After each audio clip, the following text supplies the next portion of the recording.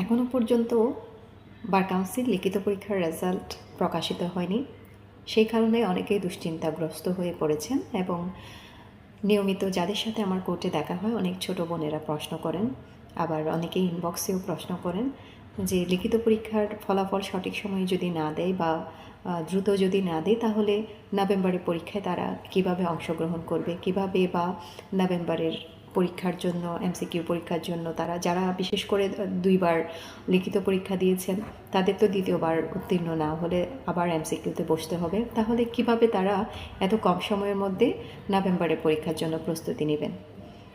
তো আমার যে পরামর্শ সেটা হচ্ছে, আপনি লিখিত পরীক্ষায় পাশ করেন বা ফেল করেন, আপনাকে পড়াশোনা চালিয়ে যেতে হবে। কেননা আপনি যদি লিখিত পরীক্ষায় ফেল করেন তাহলে পরবর্তী যদি আপনার লিখিত পরীক্ষা দেওয়ার সুযোগ থাকে তাহলে সেই লিখিত পরীক্ষার জন্য অথবা 2বার লিখিত পরীক্ষা দিয়ে ফেললে তাহলে আপনাকে এমসিকিউর জন্য অবশ্যই পড়াশোনা কন্টিনিউ করতে হবে।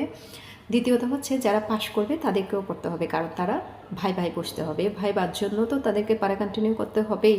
সো লিখিত পরীক্ষায় পাশ করেন বা ফেল করেন, চূড়ান্তভাবে আপনারা উত্তীর্ণ না হওয়া পর্যন্ত, ভাইবা দিয়ে চূড়ান্ত পরীক্ষায় পাশ না করা পর্যন্ত আপনাদেরকে পড়াশোনা চালিয়ে যেতে হবে। সুতরাং এখানে কম সময় বেশি সময় বলতে কিছু নেই।